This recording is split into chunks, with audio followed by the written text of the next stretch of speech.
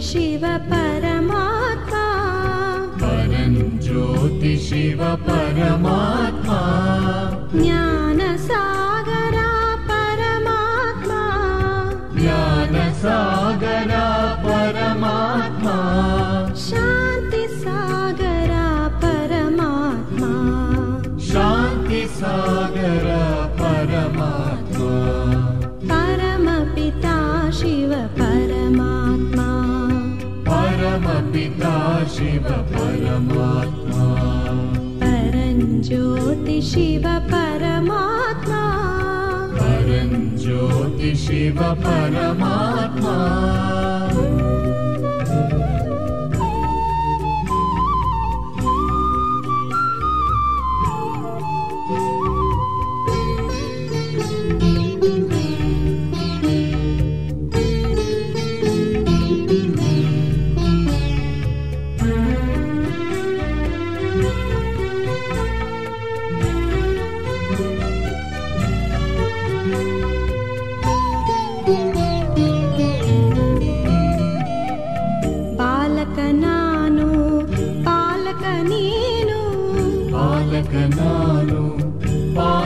ನೀನು ಸದ್ಗುರು ಶಿಕ್ಷಕ ಬಾಬಾ ನೀನು ಸದ್ಗುರು ಶಿಕ್ಷಕ ಬಾಬಾ ನೀನು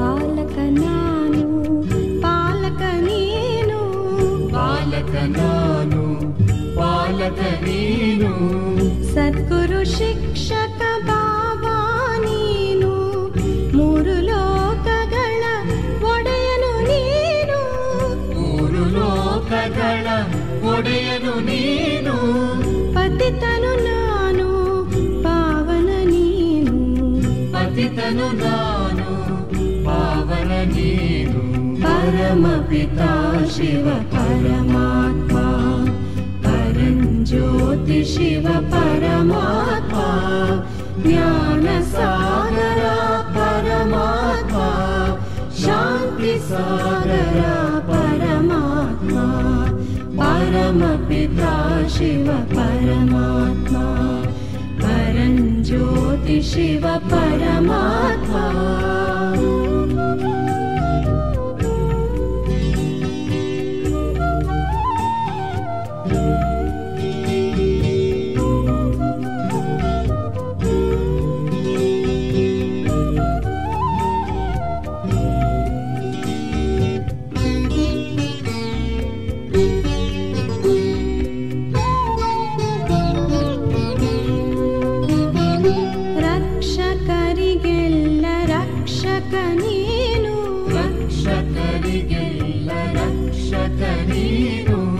ಸಖನು ನೀನು ಸಾಥಿಯು ನೀನು ಸಖನು ನೀನು ಸಾಥಿಯು ನೀನು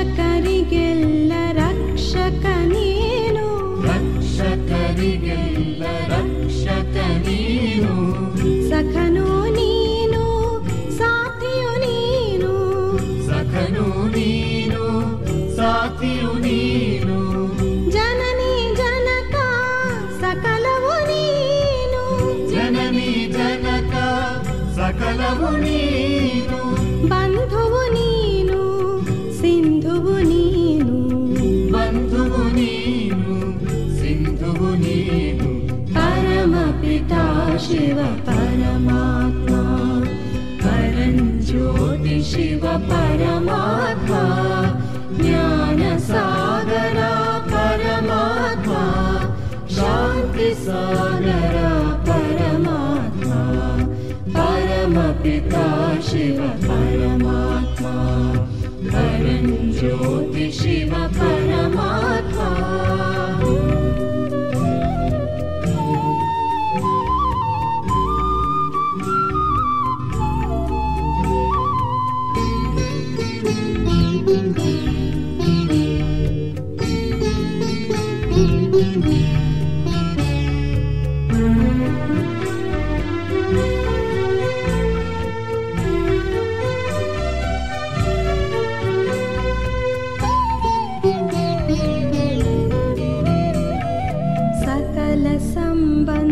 ಸಂಸಾರ ನೀನು ಸುಖಕರ ಶುಭಕರ ಬಾಬಾ ನೀನು ಸಕಲ ಸಂಬಂಧ ಸಂಸಾರ ನೀನು ಸುಖಕರ ಶುಭಕರ ಬಾಬಾ ನೀನು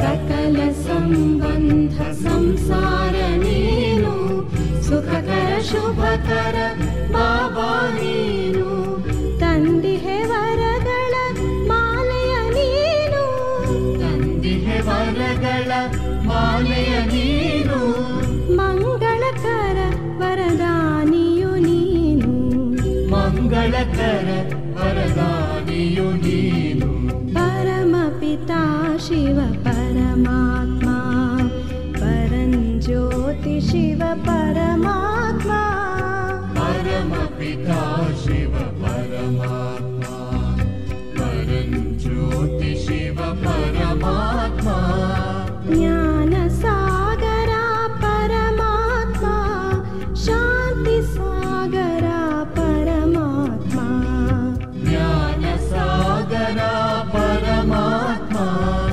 शांति सागरा परमात्मा परमपिता शिव परमात्मा परं ज्योति शिव परमात्मा परमपिता शिव परमात्मा परं ज्योति शिव परमात्मा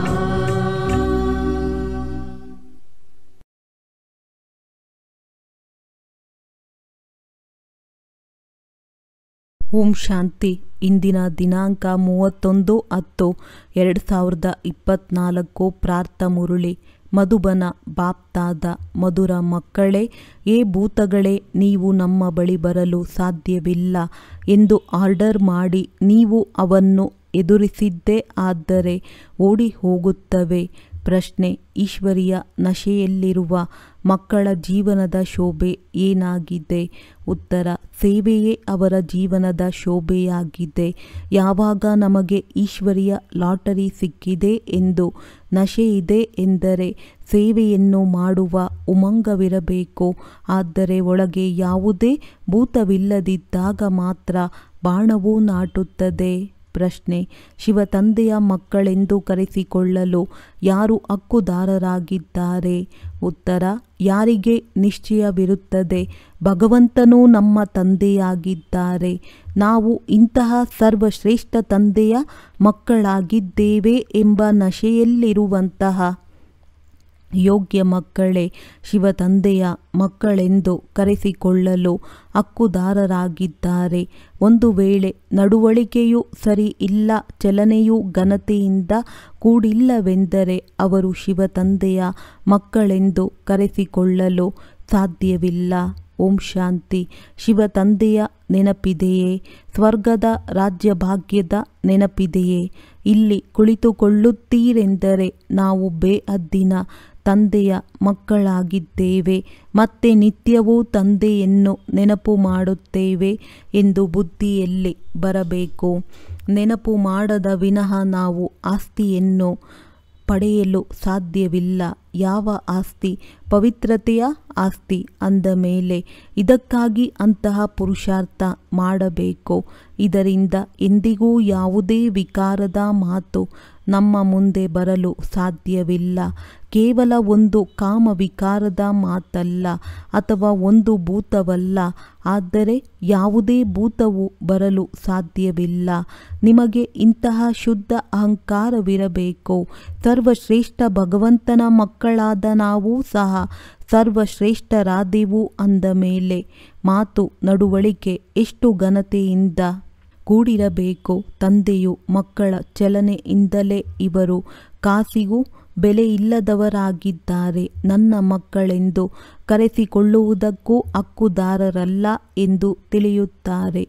ಲೌಕಿಕ ತಂದೆಗೂ ಸಹ ತನ್ನ ಯೋಗ್ಯರಲ್ಲದ ಮಕ್ಕಳನ್ನು ನೋಡಿ ಒಳಗೆ ಇದೇ ರೀತಿ ಎನಿಸುತ್ತದೆ.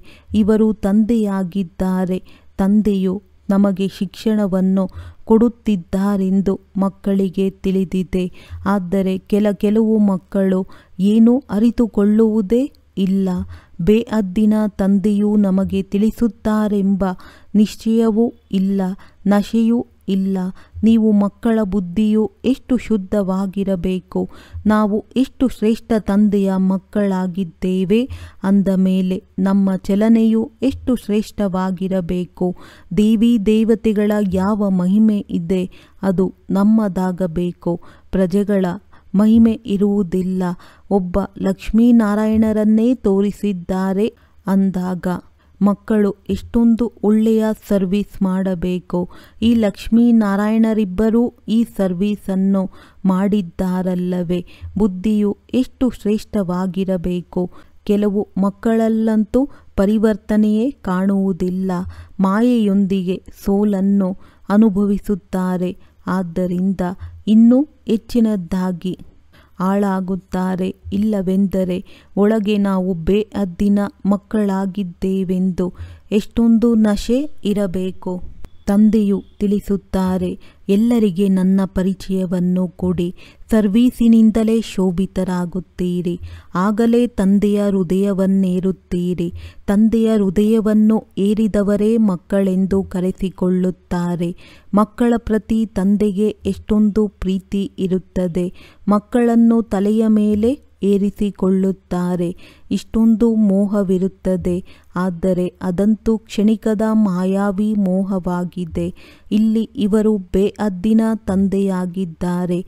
ಮಕ್ಕಳನ್ನು ನೋಡಿ ಖುಷಿಪಡದೆ ಇರುವಂತಹ ತಂದೆಯು ಯಾರಾದರೂ ಇರುತ್ತಾರೆಯೇ? ತಂದೆ ತಾಯಿಗಂತೂ ಅಪಾರ ಖುಷಿ ಇರುತ್ತದೆ. ಇಲ್ಲಿ ಕುಳಿತುಕೊಳ್ಳುವ ಸಮಯದಲ್ಲಿ ತಿಳಿದುಕೊಳ್ಳಬೇಕು, ತಂದೆಯೇ ನಮಗೆ ಓದಿಸುತ್ತಾರೆ. ತಂದೆಯು ನಮ್ಮ ವಿದೇಹ ಶಿಕ್ಷಕನಾಗಿದ್ದಾರೆ. ಬೇಅದ್ದಿನ ತಂದೆಯು ಅವಶ್ಯವಾಗಿ ಯಾವುದೋ ಸೇವೆಯನ್ನು ಮಾಡಿರುವ ಕಾರಣವೇ ಗಾಯನವಿದೆಯಲ್ಲವೇ. ಎಷ್ಟು ವಿಚಿತ್ರವಾದ ಮಾತಾಗಿದೆ. ಅವರಿಗೆ ಎಷ್ಟೊಂದು ಮಹಿಮೆ ಮಾಡಲಾಗುತ್ತದೆ. ಇಲ್ಲಿ ಕುಳಿತಿದ್ದೀರೆಂದರೆ ಬುದ್ಧಿಯಲ್ಲಿ ನಶೆ ಇರಬೇಕು. ಸನ್ಯಾಸಿಗಳಂತೂ ನಿವೃತ್ತಿ ಮಾರ್ಗದವರಾಗಿದ್ದಾರೆ. ಅವರ ಧರ್ಮವೇ ಬೇರೆಯಾಗಿದೆ. ಇದನ್ನೂ ಸಹ ಈಗ ತಂದೆಯು ತಿಳಿಸಿಕೊಡುತ್ತಾರೆ. ಸನ್ಯಾಸ ಮಾರ್ಗವನ್ನು ನೀವು ತಿಳಿದುಕೊಂಡಿರಲಿಲ್ಲ. ನೀವಂತೂ ಗೃಹಸ್ಥ ಆಶ್ರಮದಲ್ಲಿರುತ್ತಾ ಭಕ್ತಿ ಮೊದಲಾದವನ್ನು ಮಾಡುತ್ತಿದ್ದೀರಿ. ನಿಮಗೆ ನಂತರ ಜ್ಞಾನವೂ ಸಿಗುತ್ತದೆ. ಅವರಿಗೆ ಜ್ಞಾನವೂ ಸಿಗುವುದೇ ಇಲ್ಲ. ನೀವು ಎಷ್ಟು ಉನ್ನತ ವಿದ್ಯೆಯನ್ನು ಓದುತ್ತೀರಿ ಮತ್ತು ಕೆಳಗೆ ಎಷ್ಟು ಸಾಧಾರಣವಾಗಿ ಕುಳಿತಿದ್ದೀರಿ. ದಿಲ್ವಾಡ ಮಂದಿರದಲ್ಲಿಯೂ ನೀವು ಕೆಳಗೆ ತಪಸ್ಸಿನಲ್ಲಿ ಕುಳಿತಿದ್ದೀರಿ. ಮೇಲೆ ವೈಕುಂಠವಿದೆ. ಮೇಲೆ ತೋರಿಸಿರುವ ವೈಕುಂಠವನ್ನು ನೋಡಿ ಸ್ವರ್ಗವು ಮೇಲೆಯೇ ಇರುತ್ತದೆ ಎಂದು ಮನುಷ್ಯರು ತಿಳಿಯುತ್ತಾರೆ. ಅಂದಾಗ ನೀವು ಮಕ್ಕಳಲ್ಲಿ ಇವೆಲ್ಲ ಮಾತುಗಳು ಬರಬೇಕು. ಇದು ಶಾಲೆಯಾಗಿದೆ. ನಾವು ಓದುತ್ತಿದ್ದೇವೆ. ನೀವು ಎಲ್ಲಿಯೇ ಹೋಗುತ್ತೀರೆಂದರೆ ಬುದ್ಧಿಯಲ್ಲಿ ಈ ವಿಚಾರಗಳು ನಡೆಯುತ್ತಾ ಇದ್ದರೆ ಬಹಳ ಮಜಾ ಎನಿಸುತ್ತದೆ. ಬೇಅದ್ದಿನ ತಂದೆಯನ್ನಂತೂ ಪ್ರಪಂಚದಲ್ಲಿ ಯಾರೂ ಸಹ ತಿಳಿದುಕೊಂಡಿಲ್ಲ. ತಂದೆಯ ಮಕ್ಕಳಾಗಿ ತಂದೆಯ ಚರಿತ್ರೆಯನ್ನು ತಿಳಿದುಕೊಂಡಿಲ್ಲ. ಇಂತಹ ಬುದ್ಧಿಹೀನರನ್ನು ಎಂದಾದರೂ ನೋಡಿದ್ದೀರಾ? ತಿಳಿದುಕೊಂಡಿಲ್ಲದೆ ಇರುವ ಕಾರಣ ಸರ್ವವ್ಯಾಪಿ ಎಂದು ಹೇಳಿಬಿಡುತ್ತಾರೆ. ಭಗವಂತನಿಗೂ ಸಹ ನೀನೇ ಪೂಜ್ಯ, ನೀನೇ ಪೂಜಾರಿ ಎಂದು ಹೇಳಿಬಿಡುತ್ತಾರೆ. ನಾವು ಎಷ್ಟೊಂದು ಶ್ರೇಷ್ಠರು, ಪೂಜ್ಯರಾಗಿದ್ದೇವೆಂದು ನೀವು ಮಕ್ಕಳ ಆಂತರ್ಯದಲ್ಲಿ ಎಷ್ಟೊಂದು ಖುಷಿ ಇರಬೇಕು. ಪುನಃ ನಾವೇ ಪೂಜಾರಿಗಳಾಗಿದ್ದೇವೆ. ಶಿವ ತಂದೆಯು ನಮ್ಮನ್ನು ಇಷ್ಟೊಂದು ಶ್ರೇಷ್ಠರನ್ನಾಗಿ ಮಾಡುತ್ತಾರೆ. ಮತ್ತೆ ಡ್ರಾಮಾ ಅನುಸಾರ ನೀವು ಅವರ ಪೂಜೆಯನ್ನು ಪ್ರಾರಂಭಿಸುತ್ತೀರಿ. ಭಕ್ತಿ ಯಾವಾಗ ಪ್ರಾರಂಭವಾಗುತ್ತದೆ ಎಂದು ಈ ಎಲ್ಲ ಮಾತುಗಳನ್ನು ಪ್ರಪಂಚದವರೇನಾದರೂ ತಿಳಿದುಕೊಂಡಿದ್ದಾರೇನೋ? ತಂದೆಯು ನೀವು ಮಕ್ಕಳಿಗೆ ಪ್ರತಿನಿತ್ಯ ತಿಳಿಸುತ್ತಾ ಇರುತ್ತಾರೆ. ಇಲ್ಲಿ ಕುಳಿತುಕೊಳ್ಳುತ್ತೀರೆಂದರೆ ಆಂತರ್ಯದಲ್ಲಿ ಖುಷಿಯಾಗಬೇಕಲ್ಲವೇ? ನಮಗೆ ಯಾರು ಓದಿಸುತ್ತಿದ್ದಾರೆ? ಭಗವಂತ ತಾನೇ ಬಂದು ಓದಿಸುತ್ತಿದ್ದಾರೆ. ಇದನ್ನು ಎಂದೂ ಸಹ ಕೇಳಿಯೇ ಇಲ್ಲ. ಅವರಾದರೂ ಗೀತೆಯ ಭಗವಂತ ಕೃಷ್ಣನೆಂದು ತಿಳಿದುಕೊಂಡಿದ್ದಾರೆ. ಗೀತೆಯ ಭಗವಂತ ಕೃಷ್ಣನಾದರೆ ಕೃಷ್ಣನೇ ಓದಿಸಬೇಕು. ಒಳ್ಳೆಯದು ಕೃಷ್ಣನೇ ಎಂದು ತಿಳಿಯುವುದಾದರೆ ಎಷ್ಟೊಂದು ಶ್ರೇಷ್ಠ ಸ್ಥಿತಿ ಇರಬೇಕು. ಮನುಷ್ಯ ಮತ ಮತ್ತು ಈಶ್ವರೀಯ ಮತದ ಒಂದು ಪುಸ್ತಕವಿದೆ. ದೇವತೆಗಳಿಗಾದರೂ ಮತವನ್ನು ಸಲಹೆ ತೆಗೆದುಕೊಳ್ಳುವುದರ ಅವಶ್ಯಕತೆಯೂ ಇರುವುದಿಲ್ಲ. ಮನುಷ್ಯರು ಈಶ್ವರನ ಮತವನ್ನು ಬಯಸುತ್ತಾರೆ. ದೇವತೆಗಳಿಗೆ ಇಂದಿನ ಜನ್ಮದಲ್ಲಿ ಮತ ದೊರಕಿರುತ್ತದೆ. ಅದರಿಂದ ಶ್ರೇಷ್ಠ ಪದವಿಯನ್ನು ಪಡೆಯುತ್ತಾರೆ. ಈಗ ನೀವು ಮಕ್ಕಳಿಗೆ ಶ್ರೀಮತವು ಶ್ರೇಷ್ಠರಾಗಲು ಸಿಗುತ್ತಿದೆ. ಈಶ್ವರೀಯ ಮತ ಮತ್ತು ಮನುಷ್ಯ ಮತದಲ್ಲಿ ಎಷ್ಟೊಂದು ವ್ಯತ್ಯಾಸವಿದೆ. ಮನುಷ್ಯ ಮತ ಏನನ್ನು ಹೇಳುತ್ತದೆ, ಈಶ್ವರೀಯ ಮತ ಏನನ್ನು ಹೇಳುತ್ತದೆ ಅಂದಾಗ ಅವಶ್ಯವಾಗಿ ಈಶ್ವರೀಯ ಮತದ ಮೇಲೆ ನಡೆಯಬೇಕು. ಯಾರನ್ನಾದರೂ ಮಿಲನ ಮಾಡಲು ಹೋಗುತ್ತೀರೆಂದರೆ ಏನನ್ನು ತೆಗೆದುಕೊಂಡು ಹೋಗುವುದಿಲ್ಲ.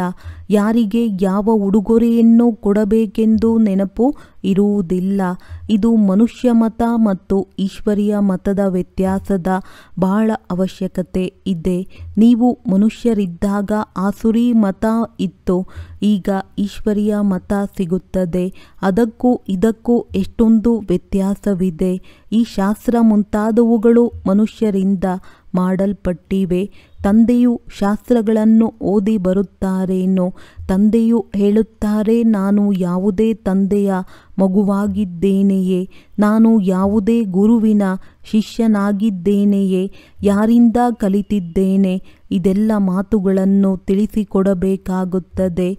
ಮನುಷ್ಯರದ್ದು ಕಪಿಯ ಬುದ್ಧಿಯಾಗಿದೆ ಎಂಬುದು ತಿಳಿದಿದೆ. ಆದರೆ ಮಂದಿರಕ್ಕೆ ಯೋಗ್ಯರನ್ನಾಗಿ ಮಾಡುವವರೂ ಸಹ ಇದ್ದಾರಲ್ಲವೇ? ಈ ರೀತಿ ಬಹಳಷ್ಟು ಜನ ಮನುಷ್ಯ ಮತದಂತೆ ನಡೆಯುತ್ತಾರೆ. ಅವರಿಗೆ ನೀವು ಈಶ್ವರೀಯ ಮತದಂತೆ ನಡೆದಾಗ ಎಂಥವರಾಗುತ್ತೀರಿ ಅಂದರೆ, ಈಶ್ವರ ನಮಗೆ ಓದಿಸುತ್ತಿದ್ದಾರೆ ಎಂಬುದನ್ನು ನೀವು ತಿಳಿಸುತ್ತಿದ್ದೀರಿ. ಭಗವಾನುವಾಚ, ನಾನು ಅವರಿಗೆ ಓದಿಸಲು ಹೋಗುತ್ತೇವೆ. ನಾವು ನಿತ್ಯವೂ 1 ಗಂಟೆ ಅಥವಾ 3/4 ಗಂಟೆ ಓದಲು ಹೋಗುತ್ತೇವೆ. ತರಗತಿಯಲ್ಲಿ ಹೆಚ್ಚು ಸಮಯವನ್ನು ಸಹ ತೆಗೆದುಕೊಳ್ಳಬಾರದು. ನೆನಪಿನ ಯಾತ್ರೆಯನ್ನು ನಡೆದಾಡುತ್ತಾ ತಿರುಗಾಡುತ್ತಾ ಮಾಡಲು ಸಾಧ್ಯವಿದೆ. ಜ್ಞಾನ ಮತ್ತು ಯೋಗ ಎರಡೂ ಬಹಳ ಸಹಜವಾಗಿದೆ.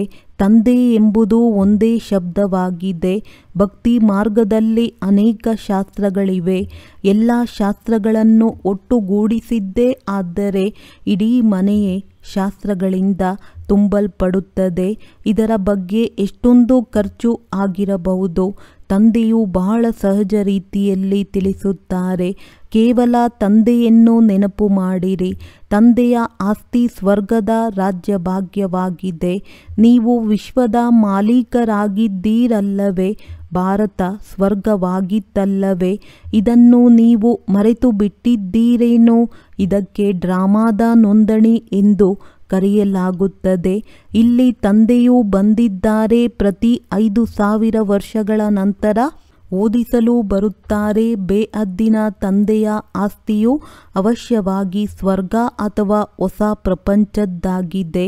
ಅಲ್ಲವೇ? ಲಕ್ಷಾಂತರ ವರ್ಷವೆಂದು ಹೇಳುವುದರಿಂದ ಬುದ್ಧಿಗೆ ಬೀಗ ಹಾಕಲ್ಪಟ್ಟಿದೆ. ಬುದ್ಧಿಯ ಬೀಗ ತೆರೆಯುವುದೇ ಇಲ್ಲ. ಎಷ್ಟು ಸಹಜವಾದ ಮಾತನ್ನೂ ಸಹ ತಿಳಿದುಕೊಳ್ಳುವುದೇ ಇಲ್ಲ. ಈ ರೀತಿಯಾಗಿ ಹಾಕಲ್ಪಟ್ಟಿದೆ. ಸಹಜವಾದ ಮಾತು ಸಹ ಅರ್ಥವಾಗುವುದಿಲ್ಲ. ನೀವು ಹೆಚ್ಚಾಗಿ ಓದಬೇಕಾಗಿಲ್ಲ. ಕೇವಲ ಒಂದು ಮಾತು ತಿಳಿದುಕೊಂಡರೆ ಸಾಕು ಎಂದು ತಂದೆಯು ತಿಳಿಸುತ್ತಾರೆ. ಇಲ್ಲಿ ನೀವು ಒಂದೇ ಸೆಕೆಂಡಿಗೆ ಯಾರನ್ನೂ ಬೇಕಾದರೂ ಸ್ವರ್ಗವಾಸಿಗಳನ್ನಾಗಿ ಮಾಡಲು ಸಾಧ್ಯತೆ ಇದೆ. ಆದರೆ ಇದು ಶಾಲೆಯಾಗಿದೆ. ಆದ್ದರಿಂದ ನಿಮ್ಮ ವಿದ್ಯೆಯು ನಡೆಯುತ್ತಾ ಇರುತ್ತದೆ.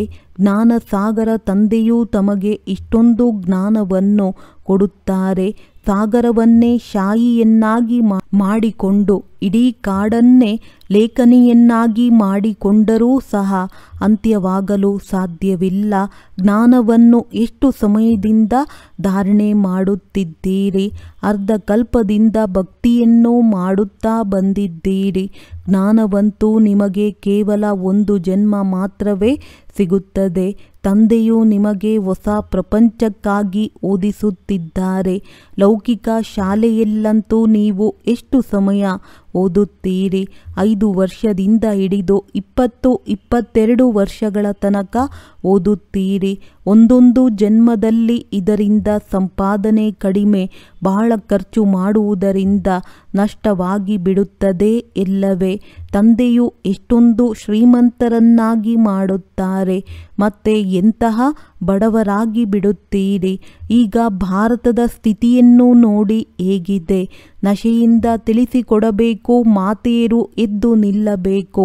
ಒಂದೇ ಮಾತರಂ ಎಂಬ ಗಾಯನ ನಿಮ್ಮದೇ ಆಗಿದೆ. ಭೂಮಿಗೆ ಒಂದೇ ಮಾತರಂ ಎಂದು ಹೇಳುವುದಿಲ್ಲ. ಒಂದೇ ಮಾತರಂ ಎಂದು ಮನುಷ್ಯರಿಗೆ ಹೇಳಲಾಗುತ್ತದೆ. ಯಾವ ಮಕ್ಕಳು ಬಂಧನ ಮುಕ್ತರಾಗಿರುತ್ತಾರೆಯೋ ಅವರೇ ಈ ಸೇವೆಯನ್ನು ಮಾಡುತ್ತಾರೆ. ಅದು ಸಹ ಕಲ್ಪದ ಹಿಂದೆ ಹೇಗೆ ಬಂಧನ ಮುಕ್ತರಾಗಿದ್ದರೋ ಹಾಗೆಯೇ ಆಗುತ್ತಾ ಹೋಗುತ್ತಾರೆ. ಅಬಲೆಯರ ಮೇಲೆ ಎಷ್ಟೊಂದು ಅತ್ಯಾಚಾರವಾಗುತ್ತದೆ. ನಮಗೆ ತಂದೆಯೂ ಸಿಕ್ಕಿದ್ದಾರೆ.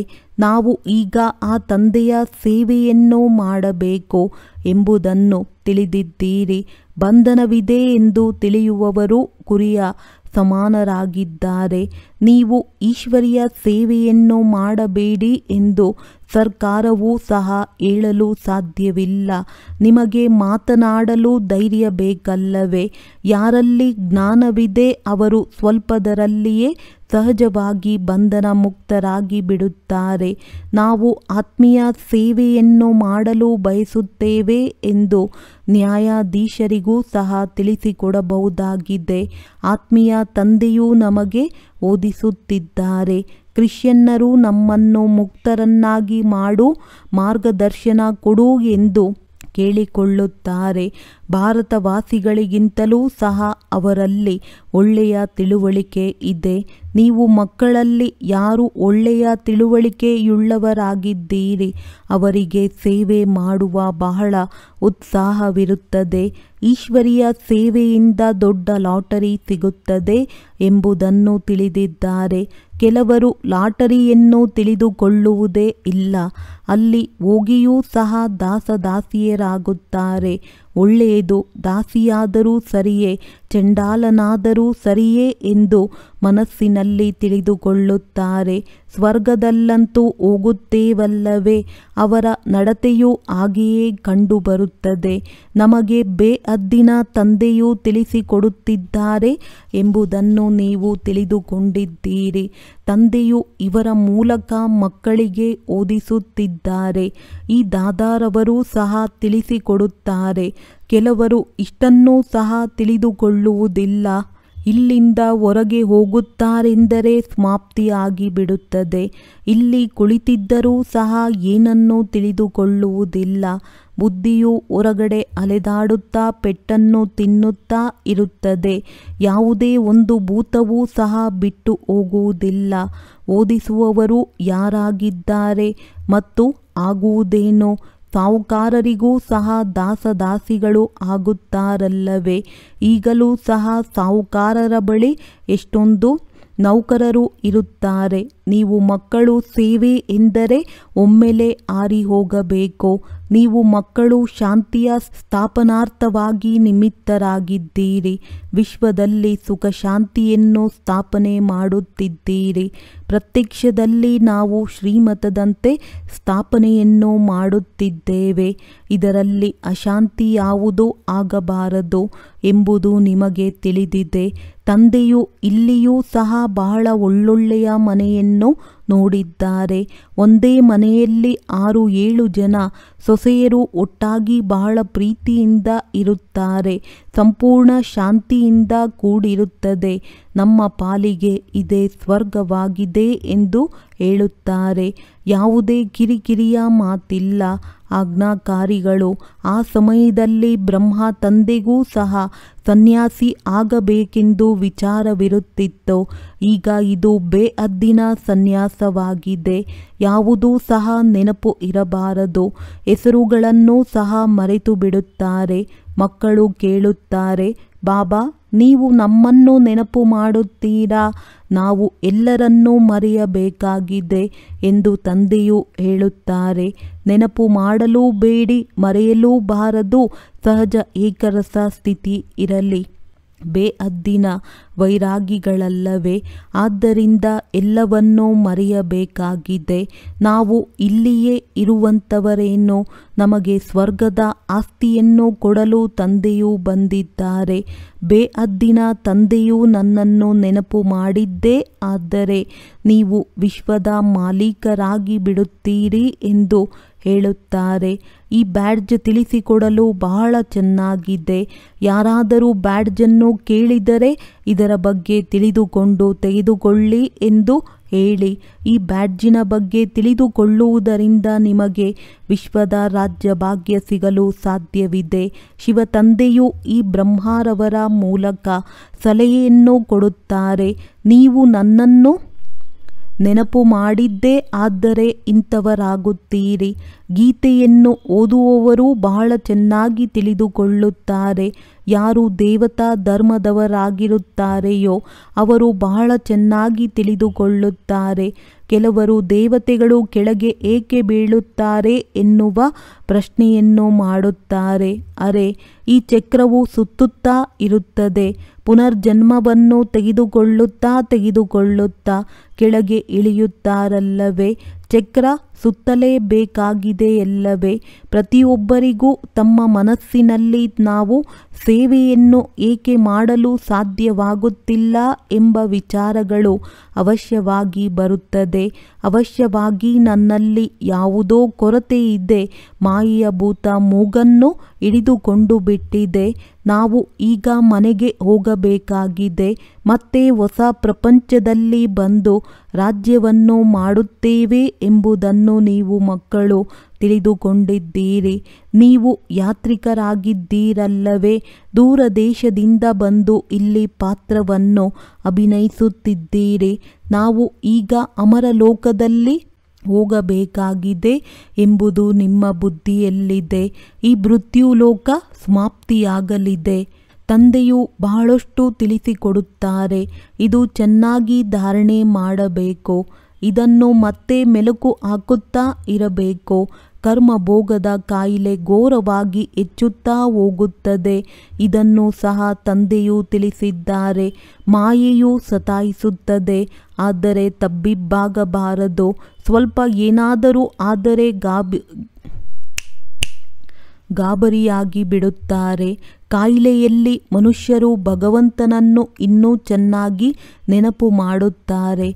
ಬಂಗಾಳದಲ್ಲಿ ಯಾರಿಗಾದರೂ ಬಹಳ ಕಾಯಿಲೆಯಾಯಿತೆಂದರೆ ಅವರಿಗೆ ರಾಮಸ್ಮರಣೆ ಮಾಡಿ ಎಂದು ಹೇಳುತ್ತಾರೆ. ಯಾರಾದರೂ ಶರೀರ ಬಿಡುವ ಸ್ಥಿತಿಯಲ್ಲಿದ್ದರೆ ಗಂಗಾ ನದಿಯ ಬಳಿ ತೆಗೆದುಕೊಂಡು ಹೋಗಿ ಹರಿಯ ಸ್ಮರಣೆ ಮಾಡಿ ಎಂದು ಹೇಳುತ್ತಿರುತ್ತಾರೆ. ಮತ್ತೆ ಅವರನ್ನು ತೆಗೆದುಕೊಂಡು ಬಂದು ಸುಡುವ ಅವಶ್ಯಕತೆ ಏನಿದೆ? ಗಂಗೆಯಲ್ಲಿಯೇ ಹಾಕಿಬಿಡಿ. ಮೀನು ಮೊಸಳೆಗಳಿಗೆ ಆಹಾರವಾಗಿ ಬಿಡುತ್ತದೆ. ಕೆಲಸಕ್ಕೆ ಬರುತ್ತಾರೆ. ಪಾರಸಿ ಜನರು ಶರೀರವನ್ನು ಹಾಗೆಯೇ ಇಟ್ಟು ಬಿಡುತ್ತಾರೆ. ಆ ಮೂಳೆಗಳೂ ಸಹ ಕೆಲಸಕ್ಕೆ ಬರುತ್ತದೆ. ತಂದೆಯು ಹೇಳುತ್ತಾರೆ, ನೀವು ಎಲ್ಲ ಮಾತುಗಳನ್ನು ಮರೆತು ನನ್ನನ್ನು ನೆನಪು ಮಾಡಿ. ಒಳ್ಳೆಯದು. ಮಧುರಾತಿ ಮಧುರ ಅಗಲಿ ಮರಳಿ ಸಿಕ್ಕಿರುವಂತಹ ಮಕ್ಕಳಿಗೆ ಪ್ರೀತಿಯ ಮಾತ್ಪಿತಾ ಬಾಪ್ ತಾದಾರವರ ನೆನಪು, ಪ್ರೀತಿ ಹಾಗೂ ಸುಪ್ರಭಾತ. ಆತ್ಮೀಯ ಮಕ್ಕಳಿಗೆ ಆತ್ಮೀಯ ತಂದೆಯ ನಮಸ್ತೆ. ಧಾರಣೆಗಾಗಿ ಮುಖ್ಯ ಸಾರ: ಬಂಧನ ಮುಕ್ತರಾಗಿ ಭಾರತದ ಸತ್ಯ ಸೇವೆಯನ್ನು ಮಾಡಬೇಕು. ನಮಗೆ ಆತ್ಮೀಯ ತಂದೆಯು ಓದಿಸುತ್ತಿದ್ದಾರೆ. ನಾವು ಆತ್ಮೀಯ ಸೇವೆಯನ್ನು ಮಾಡುತ್ತಿದ್ದೇವೆ ಎಂಬುದನ್ನು ನಶೆಯಿಂದ ತಿಳಿಸಬೇಕು. ಈಶ್ವರಿಯ ಸೇವೆ ಮಾಡಲು ಬಹಳ ಉತ್ಸಾಹ ಇರಬೇಕು. ಕರ್ಮ ಭೋಗದ ಕಾಯಿಲೆ ಅಥವಾ ಮಾಯೆಯ ಬಿರುಗಾಳಿಯಲ್ಲಿ ತಬ್ಬಿಬ್ಬಾಗಬಾರದು ಅಥವಾ ಗಾಬರಿಯಾಗಬಾರದು. ತಂದೆಯು ಯಾವ ಜ್ಞಾನವನ್ನು ಕೊಟ್ಟಿದ್ದಾರೆ ಅದನ್ನು ಮೆಲುಕು ಹಾಕುತ್ತಾ ತಂದೆಯ ನೆನಪಿನಲ್ಲಿ ಹರ್ಷಿತರಾಗಿರಬೇಕು.